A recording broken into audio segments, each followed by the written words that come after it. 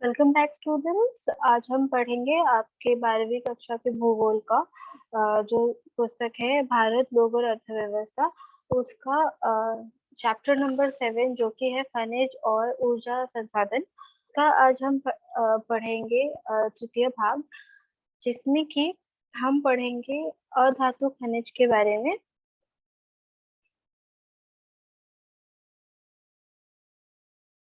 उसमें हम पढ़ेंगे अधातु खनिज का स्थानिक प्रतिरूप तथा पारंपरिक ऊर्जा संसाधन के बारे में और उसके कई सारे प्रकार के बारे में हम आज पढ़ेंगे।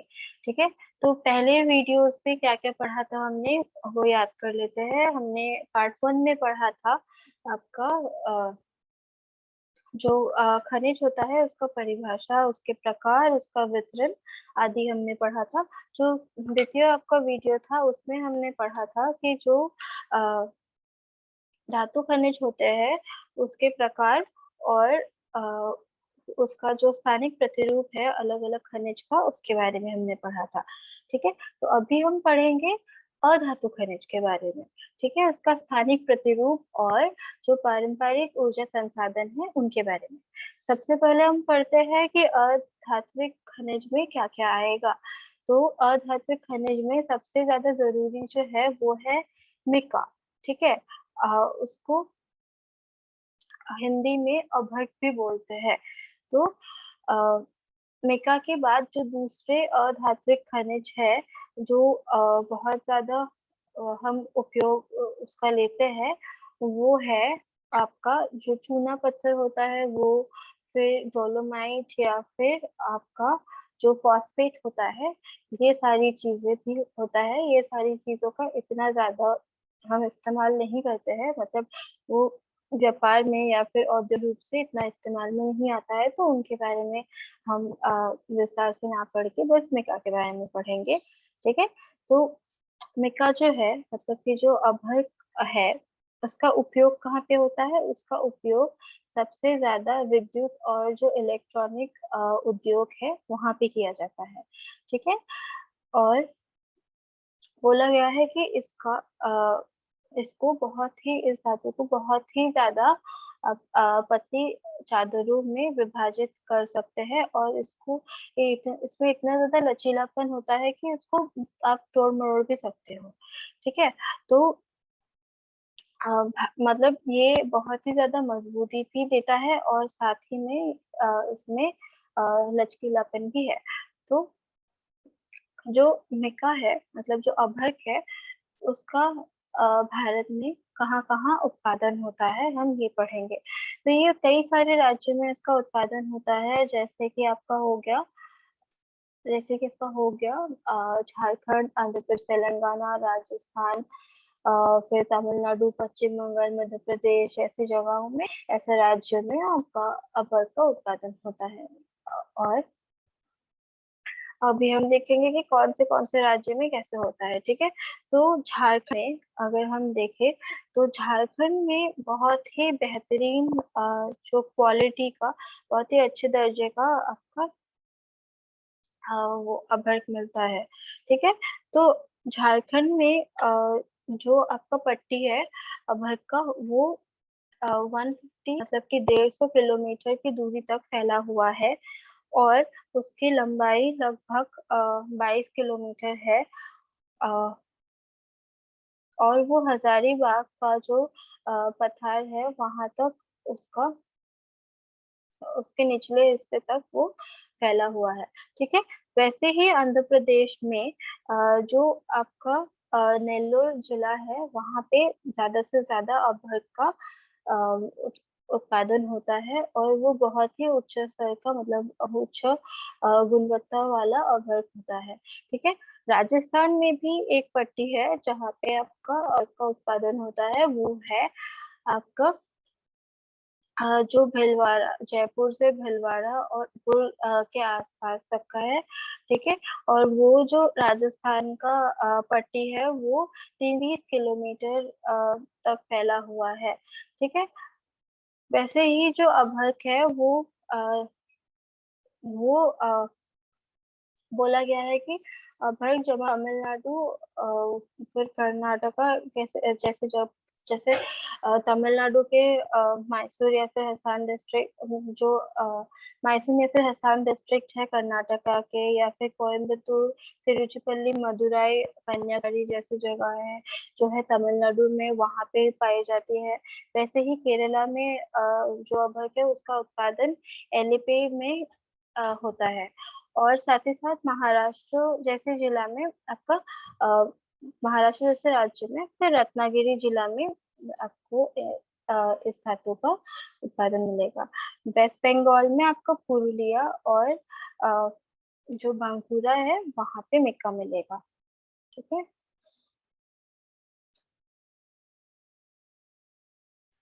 अभी हम बात करेंगे जो ऊर्जा संसाधन है उनके बारे में। ठीक है। अगर हम बात करें अधातु संसाधन के बारे में, खनिज के बारे में, तो उसमें ऊर्जा संसाधन भी आते हैं। और ऊर्जा संसाधन बहुत ही ज्यादा जरूरी है किसी भी देश के औद्योगिक विकास के लिए, क्योंकि जो ऊर्जा होता है उससे ही जो आपके संसाधन होते हैं, मतलब कि जो आपके खनिज संसाधन होते हैं उससे ऊर्जा अब बना सकते हो, जो कि हर एक जगह पे, जैसे कि उद्योग में या फिर आपके खेती बाड़ी में, हर एक जगह में, मतलब हर एक सेक्टर में अ, आपका जो अर्थव्यवस्था है उसमें आपका विकास के लिए आपके ऊर्जा का बहुत ही जरूरी है होना। और वो ऊर्जा कहाँ से आता है? वो ऊर्जा आपके खनिज जो होते हैं उनमें से आते हैं। ठीक है। तो उसमें आपका सबसे पहला जो है ऊर्जा संसाधन, अगर हम जो देखें कि वो किस प्रकार के होते हैं, वो दो प्रकार के होते हैं। ठीक है। तो उसमें आएगा, एक तो है जो पारंपरिक जो ऊर्जा संसाधन होते हैं वो, मतलब जो पहले से ही चला आ रहा है, हम उनका इस्तेमाल करते हैं वर्षों से। लेकिन जो अपारंपरिक है वो अभी नए नए आए हैं। तो वो क्या है कि वो बहुत जल्दी खत्म नहीं होंगे, ठीक है, इस्तेमाल करते करते। लेकिन जो पारंपरिक है ऊर्जा संसाधन, जैसे कि कोयला है या फिर पेट्रोलियम है, ये सारी चीजें खत्म होने के कगार पे है। ठीक है। ये सब एग्जॉस्टेबल है, हम बोले तो वो दो तरह से उनका विभाजन किया गया है। तो हम इस वीडियो में पढ़ेंगे जो पारंपरिक ऊर्जा संसाधन है उनके बारे में। ठीक है। तो सबसे पहले हम पढ़ते हैं कोयला। ठीक है। कोयला बहुत ही ज्यादा आपका एक जरूरी खनिज है। किसी भी तरह का आपका ऊर्जा है, थर्मल पावर है, उसके उत्पादन में। ठीक है।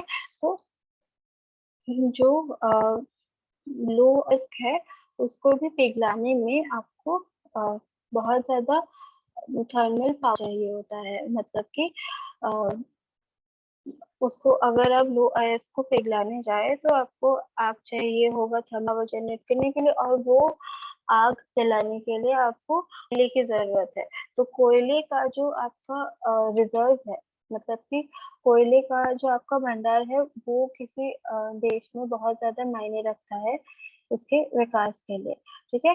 तो कोयले को अगर हम विभाजित करें दो प्रकार में, तो वो दो प्रकार के हम बोल सकते हैं।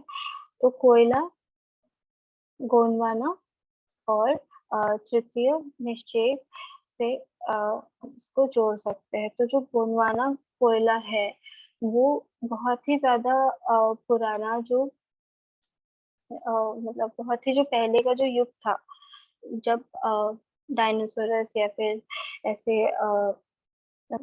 जो आप बोल सकते हो कि जियोलॉजिकल टाइम स्केल जो है उसमें जो बहुत ही पुराना ही था, उस समय के जो जानवर मरे थे और उनसे जो कोयला बना है उनको गोंडवाना युग के कोयला कहा जाता है। और जो दूसरा है जो तृतीय निश्चय में बना है वो काफी नया है गोंडवाना कोयले से, और वो काफी सालों के बाद बना है। वो बोला जाता है कि वो तृतीय निश्चय से बना है। ठीक है।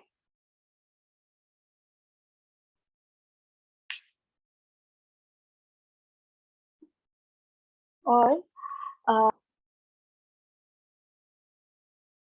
यहाँ पे दिया गया है कि इंडिया में लगभग 80% कोयला जो जमा है वो बिटुमिनस प्रकार का है। कोयला के बहुत सारे प्रकार होते हैं और बहुत सारे स्तर होते हैं, ठीक है। अलग अलग ग्रेड के कोयले होते हैं, जैसे कोकिंग कोयला होता है या फिर नॉन कोकिंग होता है। मतलब अ, कुछ कोयला ऐसे होता है कि उसका क्वालिटी बहुत ज्यादा बेहतर है और वो पूरी तरह से जल जाता है, और कुछ कोयला ऐसे होता है कि वो पूरी तरह से जलता नहीं है। तो वो अलग अलग उसके प्रकार है और उसका अलग अलग स्तर है, मतलब कि अलग अलग ग्रेड है। और उसी के हिसाब से, क्वालिटी के हिसाब से ही कोयले को विभाजित करते हैं। और अलग अलग जगह में अलग अलग प्रकार का, जैसे कि गोंडवाना जो कोयला है वो आपका ज्यादा से ज्यादा आपका कहाँ पे मिलेगा, जो दामोदर आपका घाटी है वहां मिलेगा, ठीक है। वैसे ही दामोदर घाटी हो गया या फिर जो गोदावरी का घाटी है, ये सारी जगहों में आपको गोंडवाना कोयला मिलेगा। और जो तृतीय निक्षेप के कोयला कोयला है वो सारा आपको मिलेगा जो हमारे भारत का जो नॉर्थ ईस्ट एरिया है, मतलब असम, अपर असम में जो कोयला मिलता है वो सारा कोयला तृतीय निक्षेप का होता है। या फिर जो मेघालय के पठार इलाके में जो मिलेगा वो आपका तृतीय निक्षेप का कोयला होगा, ठीक है। तो अभी हम देखते हैं कि कहाँ कहाँ पे कोयला मिलता है। तो कोयले का एक बहुत ही महत्वपूर्ण प्रतीक है आपका, जो झारखंड और बंगाल का क्षेत्र है उसमें। तो वहाँ पे कौन से सबसे जरूरी कोयला खदान है, वो है रानीगंज में, झारिया में, बोकारो में, गिरिध और करणपुरा में, ठीक है। ये सारे जो है ये बहुत ही महत्वपूर्ण आपके कोयला का पट्टी है। कहाँ का? ये सारा है आपका जो झारखंड और पश्चिम बंगाल का पट्टी है वहाँ का, ठीक है। वहाँ हम देखते हैं मैप में ये कहाँ पे है। ये देखो आप, ये जो पोर्शन है, ये जो आपको दिख रहा है पोर्शन, बोकारो, झरिया, रानीगंज, कोरबा, ये सारे एरिया में आपको मिलेगा, आपको गोंडवाना जो कोल है वो, ठीक है, गोंडवाना कोयला जो है वो। और झारिया जो है इसको बोला जाता है कि वो सबसे बड़ा कोयला खदान है भारत का। उसके बाद जो है रानीगंज आता है, पहला है झारिया और दूसरा है रानीगंज। और जो नदी के तट जो कोयले के साथ, मतलब ये कोयला उत्पादक मानते हैं, वो कौन से नदी है, वो है आपके गोदावरी, महानदी और सोन, ठीक है। और मध्य प्रदेश में अगर आप देखें कि कोयले का सबसे ज्यादा प्रमुख उत्पादक कहाँ से हो रहा है, वो है मध्य प्रदेश का जो सिंगरौली एरिया है वो वाला। तो सिंगरौली क्षेत्र आपके यूपी तक जाता है, वो वाला मैप में देखते हैं। ये सिंगरौली ये है, वो थोड़ा सा यूपी तक जाता है।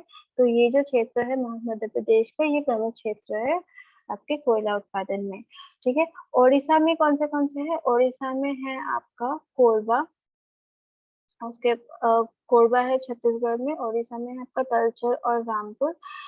वैसे ही आपका महाराष्ट्र में है चंद्रवर्धा, कांचे और बांदेर। और तेलंगाना में है आपका सिंगरेनी। और आंध्र प्रदेश में है आपका पांडुर। ये सब इलाकों में आपको गोंडवाना प्रवृत्ति के कोयले मिलेंगे, ठीक है। ये देखो आप, ये जो कोयला खदान है ये ट्रायंगल्स में दिखाया गया है मैप में। तो ये ट्रायंगल्स में ये सिंगरेनी, ये न्यूवेली, ये सारा आपका कोयला दिखाया गया है, ठीक है। उसके बाद आपका आता है जो तृतीय निक्षेप के कोयले हैं, ठीक है। वो कहाँ पे पाए जाते हैं, वो मैंने आपको अभी बोला ही था, असम में। उसके साथ ही असम के आसपास के राज्य अरुणाचल, मेघालय जैसी जगहों में, नागालैंड जैसी जगहों में पाया जाता है। और इनका सबसे ज्यादा एक्सट्रैक्शन जो होता है, सबसे ज्यादा इनको निकाला कहाँ कहाँ से जाता है आपका, जो दारंगिनी है, चेरापूंजी है, मेलोंग और लैंगरिंग है, मेघालय में, ये सब इलाकों से आपका निकाला जाता है कोयला। वैसे ही असम में जो है माकुम, जयपुर, नाजीरा और अपर असम, नामफुक जैसे क्षेत्र, ये सब अरुणाचल में ये सभी इलाकों से आपके नॉर्थ ईस्ट से जो तृतीय निक्षेप के जो कोयले आते हैं उत्तर पूर्व से, तो ये सारे कोयले इन इलाकों से आते हैं। ठीक है। और आपके उत्तर भारत में जो जम्मू कश्मीर है, वहां से भी आपका तृतीय निक्षेप का कोयला आता है। वहां से किस जगह आता है, वो है कालाकोट। कालाकोट जो कश्मीर में है, वहां से आपका तृतीय निक्षेप का कोयला आता है। ठीक है। वैसे ही आपका जो तृतीय निक्षेप का कोयला है, वो आपके तमिलनाडु के कुछ जो तटीय इलाके हैं वहां से भी आते हैं। पौंडीचेरी और गुजरात के तटीय इलाकों में से भी आता है ये सारे कोयला। ठीक है। ये आप देख सकते हो, नई दिल्ली जो है यहाँ पे कोयला खदान है, और यहाँ पे भी आपका जो तृतीय निक्षेप का कोयला है वहाँ यहाँ से आ रहा है। ठीक है। अभी हम बात करते हैं पेट्रोलियम के बारे में। ठीक है। आपने पेट्रोलियम का तो सुना ही होगा, क्या इस्तेमाल है, और हम हमें क्यों चाहिए पेट्रोलियम, सब कुछ आपने सुना ही होगा। पेट्रोलियम से जो पेट्रोलियम तेल निकलता है उससे क्या क्या बनता है, जैसे हम डेली यूज में लेते हैं, वैसलीन लगाते हैं, तो वैसलीन जेली जो होता है वो भी पेट्रोलियम का ही प्रोडक्ट है। वैसे ही वैक्स जो होता है, कभी कभी वो पेट्रोलियम वैक्स होता है। तो ये सारी चीजें जो हम तेल डालते हैं गाड़ियों में, पेट्रोल डीजल, ये सारा पेट्रोलियम से ही आता है। तो ये सब आपने पढ़ा होगा साइंस में 10th स्टैंडर्ड तक। तो कच्चे पेट्रोलियम में ये सब इस्तेमाल होता है। कच्चे पेट्रोलियम में क्या क्या होता है, यहाँ पे होते हैं हाइड्रोकार्बन, वोलेटाइल और गैसियस जो अवस्था है दोनों में ही। ठीक है। और उनका जो रासायनिक जो कॉम्पोजिशन है, ठीक है, मात्रा जो है वो भिन्न भिन्न होते हैं हर चीज का। और भिन्नता आपको रंग में और उस विशिष्ट जो गुरुत्वाकर्षण है वो सब में, संरचना में, हर चीज में आपको भिन्नता दिखेगी अलग अलग जगह के पेट्रोलियम में। ठीक है। और बोला जाता है कि पेट्रोलियम अगर इस्तेमाल का हम बोले तो बोला जाता है कि वो प्रमुख रूप से कहाँ इस्तेमाल होता है, ऑटोमोबाइल, रेलवे में, वायुयान में, ये सभी जो चीजें हैं, ये सभी जो हमारे आने जाने के जो डीजल इंजन वगैरह जो होते हैं, जो हमारे जिन चीजों में हमें ऊर्जा का जरूरत होता है, वो सब में पेट्रोलियम ऊर्जा का स्रोत बनता है। ठीक है। इसी के साथ जो पेट्रोलियम होता है वो किन किन चीजों में इस्तेमाल होता है, मैंने अभी आपको बोला ही था, वैक्स में, या फिर जो पेट्रोलियम जेली होता है वैसे वैसलीन में। तो वैसे ही आपका दिया गया है हर एक जगह पे, जैसे कि आपका सिंथेटिक जो रबर होता है, जैसे कि सिंथेटिक रबर मतलब जो हम ऐसे यूज करते हैं पेंसिल वाला रबर, ये वो नहीं, ये तो नेचुरल रबर होता है। तो दूसरा जो रबर होता है वो सब में पेट्रोलियम का इस्तेमाल होता है। फिर जो सिंथेटिक फाइबर होता है वो सब में पेट्रोलियम का इस्तेमाल होता है। फिर जो मोम होता है, वैक्स मैंने बोल ही दिया आपको, वैक्सीन बोल ही दिया, साबुन, ये सारी चीजों में आपका जो आपका सजने संवरने की चीजें हैं, ये इसमें पेट्रोलियम का बहुत ही ज्यादा इस्तेमाल होता है। ठीक है।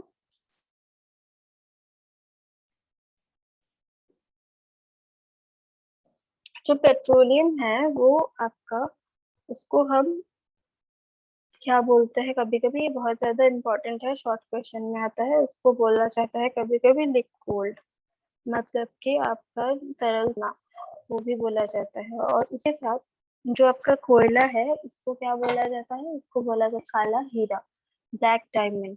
ठीक है। ये चीज आपका शॉर्ट क्वेश्चन में 1 मार्क में पूछ सकते हैं। तो आप, अगर आपको पूछा जाए कि ब्लैक डायमंड किसे बोला जाता है, काला हीरा, तो कोयला होगा।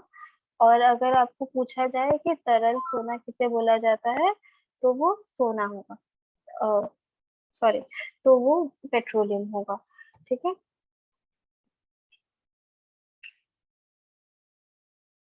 वैसे ही आपका देखते हैं अभी पेट्रोलियम आपका कहाँ कहाँ पे पाया जाता है। पेट्रोलियम आपका सबसे पहले जो उसका खोज हुआ था वो सबसे पहले आपको मिला था 19 ब्रिटिश को, जो ब्रिटिश थे उनको चलते-चलते उसका काफ़ी अच्छा एक इतिहास है पेट्रोलियम का, लेकिन हम इतना उसमें जाएँगे नहीं। तो पेट्रोलियम जो है वो मिला था आपके वो आया था सबसे पहले उसका निकाला गया था जो ऑयल एंड नेचुरल कमीशन है, ओएनजीसी जिसे बोलते हैं, उन्होंने शुरू किया था 1956 से पेट्रोलियम को निकालना। एकदम पहला जो पेट्रोलियम निकलने वाला जो क्षेत्र था, जहाँ से निकला था, वो था असम का दिग्बय, ठीक है? ये 1 नंबर में आता है। असम के दिग्बय में कब निकला था? 1901 में पेट्रोलियम का खोज हुआ था, लेकिन 1956 में वहां से अच्छे से एक्सट्रैक्शन होने लगा ओएनजीसी के द्वारा, ठीक है? और वहां से अलग-अलग जगहों में मतलब कि पश्चिमी असम से पश्चिमी इलाकों में भारत के पश्चिमी इलाके या फिर उत्तरी इलाकों में पेट्रोलियम ले जाया जाता था और उसके बाद दूसरी चीजें बनाई जाती थी। फिर असम आसपास से दिग्बय असम में दिग्बय के आसपास ही दूसरी जगह है जैसे कि नाहरकटिया हो गया, मोरान हो गया या फिर आपके अपर असम के सारे तिनसुकिया, डिब्रूगढ़ ये सारी जगहों में आपका धीरे-धीरे करके माकूम हो गया, ये सारी जगहों में धीरे-धीरे करके आपका पेट्रोलियम का खोज और ज़्यादा होने लगा और फिर वो वहाँ से भी पेट्रोलियम निकलने लगा, ठीक है? और बोला जाता है कि असम में सबसे जो महत्वपूर्ण जो पेट्रोलियम उत्पादक जगहें हैं, वो है डिब्रूगढ़, नाहरकटिया और मोरान, ठीक है? ये आपके बुक में है पेज नंबर 80 में आप फॉलो करें, ठीक है? और उसके बाद आपका जो दूसरा पेट्रोलियम का आपका उत्पादक हुआ अलग जगहों में, तो वो सब आपका हुआ गुजरात में, गुजरात के अंकलेश्वर, कालोल, मेहसाना, अ, नवागाम, कोसांबा और लुनेट जैसी जगहों में आपका ज़्यादा से ज़्यादा पेट्रोलियम का उत्पादन होने लगा और जो मुंबई हाई है वो ये नीचे आ गया, ये ऊपर हो गया। तो जो मुंबई हाई है उसमें 160 किलोमीटर मुंबई से दूर जो अरब सागर के नीचे पेट्रोलियम का खोज हुआ आपके 1973 में और उसके बाद 1976 में उसका उत्पादन शुरू हुआ अच्छे से और उसके बाद जो कृष्णा गोदावरी और पूर्वी तट है कावेरी का ये सब और ऐसे जो अरुणाचल के कुछ जगहें हैं ये सारी जगहों में आपका पेट्रोलियम निकलने लगा और फिर पेट्रोलियम को काफी ज्यादा हद तक आपके अंतर्राष्ट्रीय बाजार में बेचा गया, ठीक है? और उसके बाद बोला जाता है कि जो पेट्रोलियम के निकलने के जो रिफाइनरीज है मतलब पेट्रोलियम को जहाँ पे साफ किया जाता है और अलग-अलग चीजों में अलग-अलग पदार्थों में जैसे कि पेट्रोल, डीजल ये सारी चीजों में अलग विभाजित किया जाता है। तो वो उसे बोलते हैं आपको का पेट्रोलियम रिफाइनरी, ठीक है? तो जो पेट्रोलियम रिफाइनरी है मतलब जो पेट्रोलियम वेल्स है जहाँ पे पेट्रोलियम के कुएँ हैं जहाँ से निकलता है पेट्रोलियम वो 2 प्रकार में आपको जो पेट्रोलियम की रिफाइनरी है उसको आप 2 प्रकार में विभाजित कर सकते हो। एक एक तो है जो इंडस्ट्रीज पेट्रोलियम के होते हैं उसको वो फील्ड बेस्ड होता है और एक होता है मार्केट बेस्ड। फील्ड बेस्ड मतलब कि आपका जहाँ पे पेट्रोलियम का आपका उत्पादन हो रहा है, जहाँ से पेट्रोलियम निकल रहा है, वहीं पे आपका पेट्रोलियम को साफ किया जा रहा है, वहीं पे आपका रिफाइनरी है, ठीक है? तो उससे क्या होता है कि आपका जो खर्चा है पेट्रोलियम को ले जाने का किसी और जगह में साफ करने के लिए रिफाइनरी तक, वो खर्चा बच जाता है।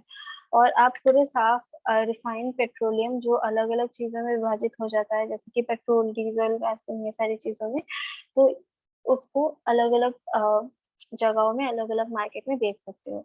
और जो दूसरा है मार्केट बेस्ड पेट्रोलियम रिफाइनरी उसमें क्या होता है कि जो पेट्रोलियम होता है उसको पहले तो पाइपलाइन से कहीं और जहाँ पे पेट्रोलियम स्थित है वहाँ पे ले जाया जाता है, साफ किया जाता है। उसके बाद आप जो पेट्रोलियम है उसे आप इस्तेमाल कर सकते हो, मार्केट में डायरेक्टली बेच सकते हो। वो मार्केट के पास वैसे रिफाइनरीज होते हैं। तो उसका एक एग्जांपल है कि जो दिग बॉय है, असम का जो दिग बॉय है, वहाँ का जो पेट्रोल, वहाँ का जो रिफाइनरी है वो फील्ड वेस्ट है। मतलब कि दिग में पेट्रोल निकलता है और वहीं पे वो साफ होता है पेट्रोल, उसके बाद वो अलग अलग जगह में जाता है, वो उसके बाद इस्तेमाल किया जाता है। ठीक है। लेकिन जो बरौनी है, तो बरौनी में क्या होता है, बरौनी आपका ये आपका बिहार में स्थित है। तो वहाँ पे क्या होता है, जो तेल आपका नुमलीगढ़ या फिर आपका माकूम या फिर नाहरकटिया जो है असम में, यहाँ से जो तेल निकलता है, पेट्रोलियम निकलता है, उसको रिफाइन करने के लिए बरौनी जैसी जगहों में ले जाया जाता है और वहां पे जाके पेट्रोलियम साफ होके फिर वहीं पे मार्केट में बिकता है। ठीक है। तो यहाँ पे आप देख सकते हो ये जो ऑयल फील्ड्स है स्क्वायर में, तो ऑयल फील्ड्स आपको सबसे ज्यादा यहाँ पे दिखेगा। हमने बोला माकू, मोरान, नारा, नाहरकटिया, दिग्बय, ये सब, झांझी, ये सारी जगह है क्या है, आपके पेट्रोलियम फील्ड्स है। तो ये सब कुछ यहाँ पे दिख रहा है, देखो पेट्रोलियम फील्ड्स, यहाँ से पेट्रोलियम निकलता है। उसके बाद पेट्रोलियम का हमने बोला मुंबई हाई में, और मुंबई हाई जो बेसिन है वहां पे आपका पेट्रोलियम मिलता है। ये देखो आप, यहाँ पे बेसिन है, मुंबई हाई है। फिर हमने गुजरात में बोला कि पेट्रोलियम मिलता है, यहाँ पे गुजरात में कालोल, वडोदरा के पास है ये अंकलेश्वर, ये सब जगहों में आपको पेट्रोलियम मिलेगा। तो पेट्रोलियम मिलने का कौन सी जगह है, एक तो है नॉर्थ ईस्ट में, ये असम वाला ये जो पार्ट है यहाँ पे, असम अरुणाचल के पास, और एक है मुंबई, मुंबई के पास मुंबई हाई, और जो अरब सागर के नीचे से पेट्रोलियम हम निकालते हैं वो। और तीसरा है आपका जो गुजरात के पास है, कलोल, वडोदरा, अंकलेश्वर, ये वाला जो पार्ट है ये। ठीक है। यही तीन जगहों से सबसे ज्यादा भारत का जो पेट्रोलियम संसाधन है उसका उत्पादन होता है। फिर हम बात करते हैं कि पेट्रोलियम की जो रिफाइनरीज है, अभी जो हमने पढ़ा कि फील्ड बेस्ड और मार्केट बेस्ड, तो वो किसमें कौन सा आपका हो रहा है, मतलब जो आप रिफाइनरीज फील्ड बेस्ड होते हैं वो तो जैसे इसी में है, जैसे दिग बॉय है तो वहीं पे आपका फील्ड बेस्ड है। लेकिन आप देख सकते हो कि जो मार्केट बेस्ड रिफाइनरीज जो है पेट्रोलियम के, वो अलग अलग जगह में है, जैसे कि पानीपत, मथुरा, बिना, विशाखापट्टनम, ये सारी, चेन्नई, नागपट्टनम, ये सारी, मंगलुरु, ये सारी जगहों में आपका, अब देख सकते हो कि पेट्रोलियम आपका उत्पादन होता नहीं है। लेकिन ये सारी जगहों में ऑयल रिफाइनरीज है, मतलब यहाँ पे पेट्रोलियम को रिफाइन किया जाता है और उसके बाद मार्केट में यूज किया जाता है। जैसे कि ये जो है नुमलीगढ़, दिगबॉय, यहाँ पे जो अपर असम में जो तेल निकलता है, ये पाइपलाइंस के थ्रू बरौनी तक आता है, फिर मथुरा तक जाता है वैसे। और जो ये जो यहाँ पे गुजरात में जो उत्पादन होता है पेट्रोल का, या फिर मुंबई में जो होता है, ये कभी कभी पाइपलाइंस के थ्रू ये बीना, मथुरा या फिर मंगलुरु, ये सब जगहों में जाता है और यहाँ पे रिफाइन होता है इन ऑयल रिफाइनरीज में। ठीक है। अभी हम बात करेंगे प्राकृतिक गैस के बारे में, मतलब कि नेचुरल गैस। ठीक है। नेचुरल गैस के बारे में इतना कुछ है नहीं दिया हुआ, क्योंकि नेचुरल गैस पेट्रोलियम जहाँ पे होता है, आप एक पैटर्न देखो तो, जहाँ पे कोयला होता है आसपास से पेट्रोलियम होता है, और जहाँ पे पेट्रोलियम होता है वहां पे प्राकृतिक गैस होना बहुत ज्यादा आपका कॉमन है। ठीक है। प्राकृतिक गैस जो है वो आपका क्या है, जो पेट्रोलियम है उसी से निकला हुआ एक तरह का, उसी का आप बोल सकते हो कि जिस प्रकार से, जिस आपके कार्बनिक उत्पत्ति से आपका पेट्रोलियम बनता है, वो लिक्विड में होता है, और ये जो प्राकृतिक गैस है वो गैसियस फॉर्म में होता है। ठीक है। ये नेचुरल गैस काफी ज्यादा आपके काफी ज्यादा आपको ऊर्जा देता है जलाने में, मतलब कुछ भी जलाने में या फिर कुछ ऊर्जा प्रकट करने में काफी आपको मदद करता है। ठीक है। तो यहाँ पे दिया गया है कि जो इसका जो नेचुरल गैस है, वो natural gas authority of India limited की स्थापना हुई 1984 में, जिसने उसके बाद वो एक सार्वजनिक क्षेत्र में वो परिवहन और बाजार प्राकृतिक गैस की उपकरण के रूप में की गई है। तो जो ये है आपका gas authority of India limited, तो यही आपका नेचुरल गैस का परिवहन और जो बाजार है वो सब कुछ संभालता है, ठीक है। और बोला गया है कि ये इसके जो उसका जो भंडार है ये सबसे ज्यादा आपके जो तटीय इलाके हैं वहां पे है, स्पेशली जो आपके पूर्वी तट है वहां पे है, जैसे कि आपका तमिलनाडु हो गया, उड़ीसा हो गया या आंध्र प्रदेश हो गया, वैसी जगहों में सबसे ज्यादा प्राकृतिक गैस का उत्पादन होता है। उसके अलावा त्रिपुरा, राजस्थान, गुजरात और महाराष्ट्र जैसी जगहों में भी पेट्रोलियम गैस का उत्पादन होता है। तो इस वीडियो में हमने पढ़ा कि आपके जो अधात्विक खनिज है वो क्या क्या है।